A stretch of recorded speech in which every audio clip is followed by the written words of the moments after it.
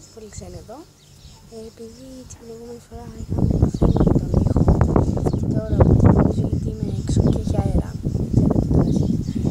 θα σας ξαναδιηγηθώ την ιστορία περίεργη ψήθυρη. Για να το αναζητήσετε η ονομασία του θα είναι περίεργη ψήθυρη, μέρος σας δύο πολύ ξένοι.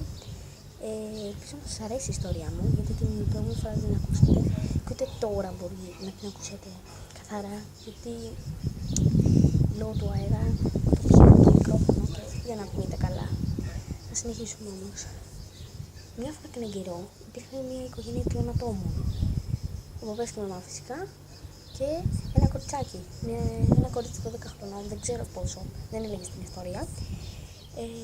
Επειδή οι γονείς της έπρεπε να πάνε σε ένα meeting στη Θεσσαλονίκη και το κοριτσάκι θα μένει μόνο το βράδυ στο σπίτι.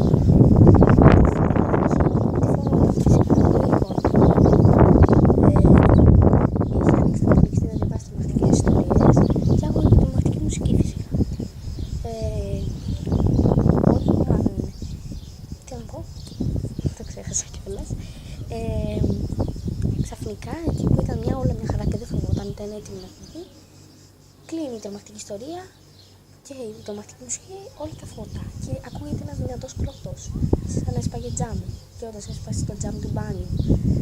Εκείνη τη στιγμή που κατέβηκε το κρεβάτι για να δει άμα έπεσε ο γενικός, το κοριτσάκι έπεσε στα 4. Δεν το ήθελε εκείνη.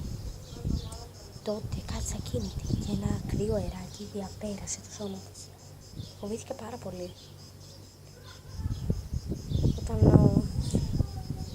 Και έτσι περπάταγε προς το σαλόνι του ηλεκτρισμού για να δει, ρε παιδί μου, άμα έχει πέσει ο γενικός. Όταν πήγε, λοιπόν, προχωράει και τριγύρω της υπάρχουν ψήθυροι. Ψήθυροι πολύ και έτσι όπως περπάταγε, συγγνώμη για την ώρα, έτσι όπως περπάταγε, άκουσε και ένα κλάμα μωρού. Όπως περπάταγε προς το σαλόνι, οι ψήθυροι έγιναν φωνές και το κλάμα επίσης. Όσο περπάταγε, τότε δεν ήταν ψήθυροι το κλάμα και αυτό την έκανε να φοβόταν πιο πολύ. Όταν όμως έφτασε στις σκάλες, κατέβηκε το πρώτο σκαλί, ακούστηκε ένας δυνατός κρότος πάλι. Σαν να έσπασε τζάμι και έσπασε το τζάμι από πάνω από το κεφάλι της. Τότε ένιωσε ένα πολύ έντονο πόνο στην πλάτη της. Λες και τη γδάρανε, κάτι γκατζώθηκε πάνω της. Φοβήθηκε προβολικά, φυσικό είναι. Και έτρεχε τόσο γρήγορα και ξανατρέχει στη ζωή της. Συγγνώμη, πάλι, χίλια συγγνώμη. Έτρεχε πάρα πολύ γρήγορα και κάποια στιγμή στη βροχή, όταν άνοιξε την πόρτα, ξεκίνησε η βροχή.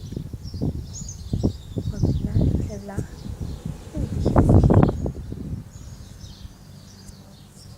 Μόνο από πάνω του το κεφάλι της. Είχε έρθει ένα σύννεφο βροχής μόνο πάνω το κεφάλι της. Όλο το άλλο το τοπίο ουρανός ήταν κάτι δακάθαρος. Κάποια στιγμή σταματάει η βροχή μετά από μια ώρα και το κορίτσι παίρνει το θάρρο να ανοίξει την πόρτα και να πάει στο σπίτι της. Πήγε στο σπίτι της.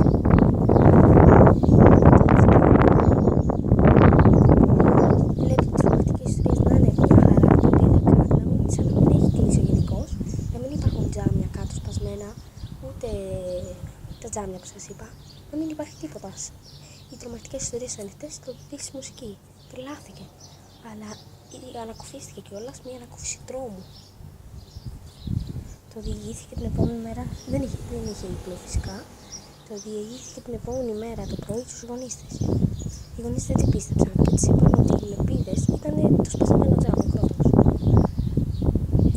Και ότι είχε πέσει ο γενικός για την τρομακτική ιστορία και τα ακουστικά.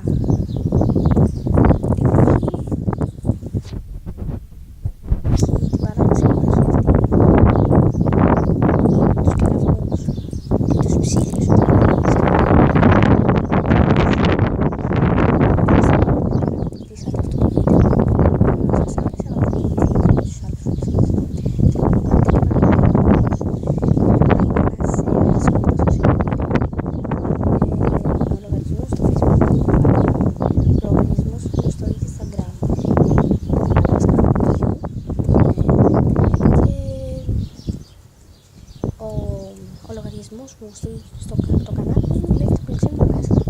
Ελπίζω να σας άρεσε. Κάντε και ένα comment. Θα διαβάζω τα σχόλιά σας φυσικά. Τα σχόλιά σας, θα σχολιάσετε το βίντεο. Τα λέμε στο επόμενο βίντεο. Γεια!